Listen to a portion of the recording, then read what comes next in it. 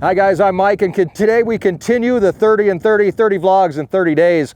We're on number 29. We're almost there. We can see the end, and some days things just happen. So we're going to start out today's vlog by taking a look at how well you can get a Gator stuck. There's a definite talent that you have to have in order to bury a vehicle, and apparently today I just passed the entire course, got my diploma, and I'll be teaching it next week.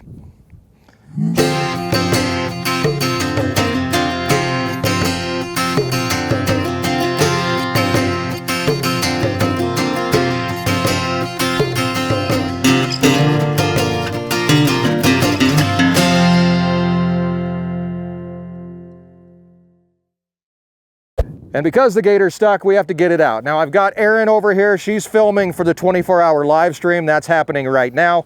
But we brought down the pickup truck, and one of our illustrious subscribers and viewers reminded me, a little schmutz on the screen, that we just put a winch on the Gator. So we're gonna try to use the winch to get this thing out of this hole, which is filled with a substance that I don't even want to name. So we're gonna try this out. We're gonna see how this works. This is the first time using this winch, and hopefully it works.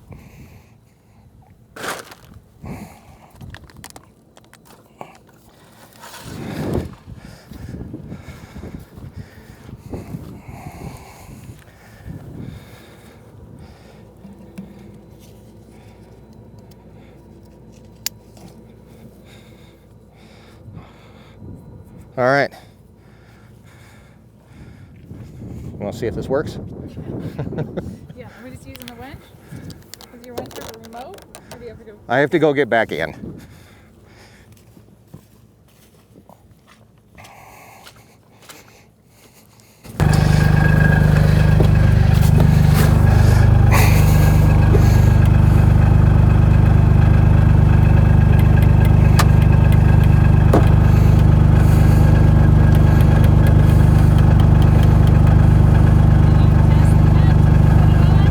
What? Did you test the winch when you put it on? Yeah.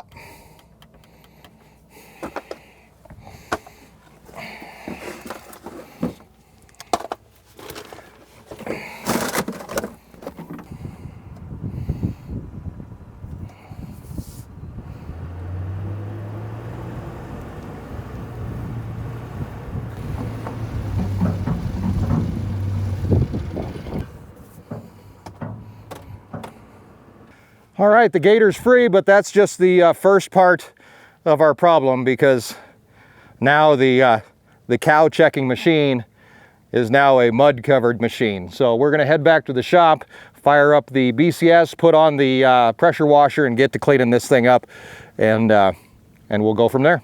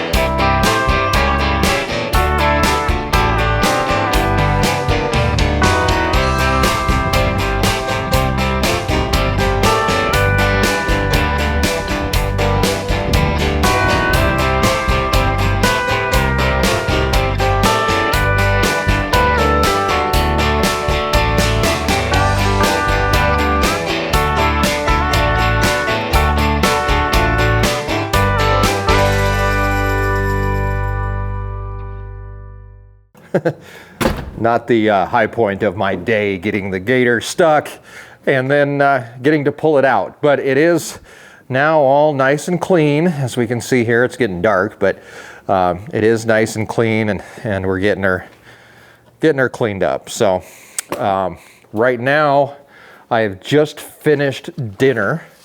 The 24-hour live stream is actually still going on. We have the camera parked over by the bulls so that they can so that everybody's watching the the 24-hour live stream can hang out with the bulls, watch them for a little bit. Last I checked, there was about 900 people that were watching the bulls do bull things. So it's always interesting, and it really does amaze me that throughout the day, thousands of people have came and went and watched and hung out with us, even if it was just for a few minutes, just to kind of see what's going on and being able to expose people to the ranch life. I mean, that means something. That's huge. And even if they're only there for a few minutes, they see something that they've never seen before. And next time, maybe when you go to the grocery store and you look at a steak, my video will pop up in your head and you'll say, oh yeah, I saw that guy out checking calves and helping moms have babies, or helping a baby stand up, which we did today and on the live stream, the 24-hour live stream. So just some pretty cool stuff. I think we're up to 6 calves so far today. Like I said, we just finished dinner. I'm getting ready to go pick up the live stream crew. They're over watching the bulls. And then what we're gonna do is we're actually gathering emails from the people that are watching the 24-hour live stream. And coming up here in just a second, I'm gonna sit down and answer some of those emails, some of those questions here on today's vlog. So stick around. There was a hazy day downtown LA when I met her on an elevator on its way up to the hotel room of my fiancée. But I never made it there, cause she come tearing through my life like a tornado, coming on hotter than a big potato. She spin me around and see you later. Want to hate her, but I love her instead.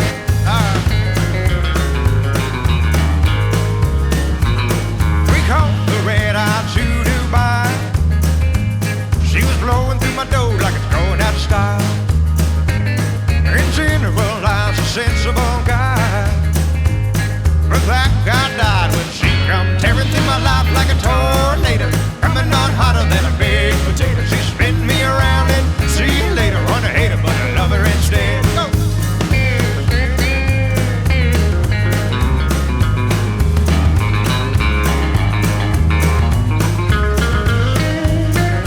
Well, I lost my job and all of my money, most of my friends and half of my mind. So messed up, it's a little funny. And I thought for sure that she was mine, but now I'm alone, just trying to get it right, picking up the pieces of my busted life. If she walked into this room tonight, I'd say, baby, won't you come tearing through my life like a tornado, coming on hotter than a big potato. She spin me around and see you later. Wanna hate her, but I love her instead. I wanna hate her, but I love her instead.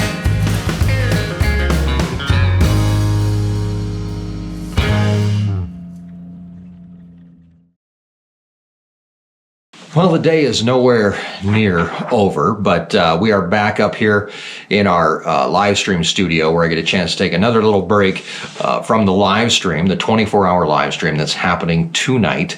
And we asked folks who have been in and out of the live stream throughout the day to email us some questions and ask us, some stuff that maybe you've never known, or stuff that you wanted to take a look at, and more specifically, some stuff about the 30 and 30 vlogs and taking a look at today, how the 24-hour live stream is working and all of that. So I have a list of questions here that we're going to run through and kind of wrap up this portion of the vlog. Now, obviously, recording a 24-hour live stream, recording a vlog at the same time, and trying to calve and take care of everything else that's happening on the ranch was kind of a struggle, but we're going to get into that. So the first one comes from Eileen. It was so much fun hanging out with you today for the 24-hour live stream. as much fun as I had yucking it up with the folks in the chat, and as watching you make it through your everything that could go wrong, did kind of day. And she says we've all had them. So her question is, I know it's hard for anyone in farming to get away for any amount of time. Is there ever a time during the year when things are slow enough that you and the family can get away? And if so, do you and other ranchers in the area cover time for one another, or do you look to family to step in and oversee while you can get away?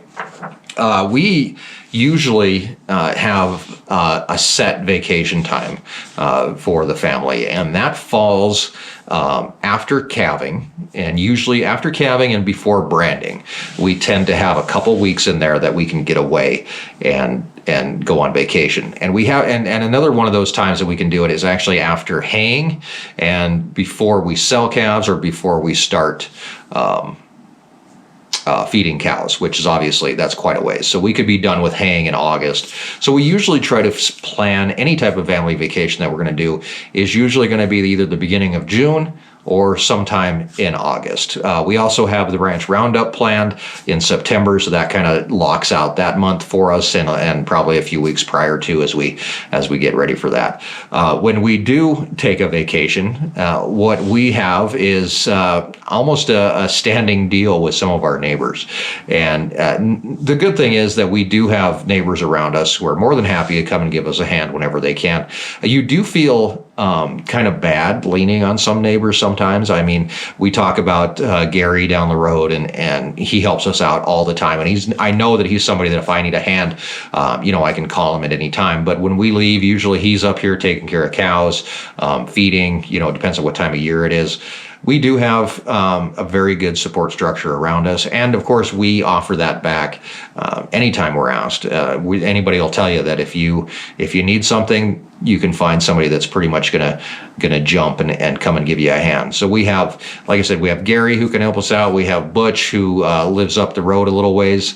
They're our closest neighbors, and they're ones that I know that I can count on to not only give us a hand, but be there if we need them. And sometimes even when we don't need them, we'll get a call that says, hey, I took care of this for you. So that's what having neighbors is all about. And really, you shouldn't have to go on vacation to find that out. Another question that we have, we were talking quite a bit today about freeze branding, and people were asking about freeze branding, and Tammy asked about freeze branding as well. And freeze branding is basically, there's two different types of branding that you can do on cattle. Freeze branding uses extreme cold temperature, and hot branding obviously uses hot temperatures. Both damage the skin to the effect that scarring is going to form. With freeze branding, it's actually killing the pigment in the hair, so that when the hair grows back, it actually grows back as white. Doesn't work so well on white cows. But if you have a black cow, they show up really nice. We do have quite a few cows that have some freeze branding on them, and then we're able to keep track of them that way. We actually use hot iron branding here on the ranch. We use an electric branding iron, which makes things a lot easier. And we make sure, because we use electric, we always know the temperature that it's going to be at. And that way we don't end up with a cold brand, which sometimes happens when you're using fire brands, that you can sometimes take a brand out of the fire. It's not as hot as you think it is. It takes longer to brand the calf. So using an electric branding iron actually makes that happen faster. I do like freeze branding. I like the way it looks. It's more time intensive. It takes a lot longer to freeze brand than it does to hot iron brand, because you have to shave the area, you have to prep the area somewhat. Whereas with hot iron branding, you can just get right in there and get it done. So I kind of look at it as the faster we can get it done, the less trauma there is to the cow and or the calf, and they're able to get out and be done. But I would like to try freeze branding someday for sure. All right, Sicky Burton from Amarillo, Texas asked us why our breed choice is Angus. Does the meat taste better? Are they more hardy? Do they fetch a better price than, say, Herefords?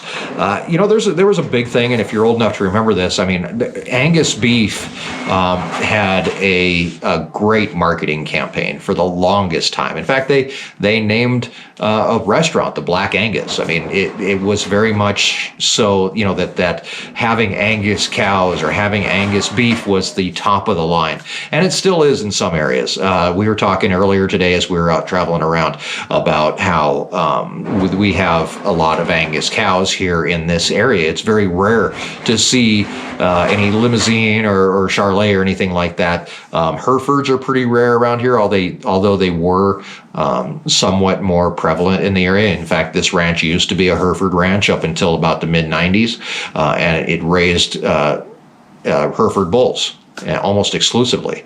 So it's funny. A lot of it's marketing. I honestly don't know if there is a big difference in the taste between an Angus and a Hereford cow.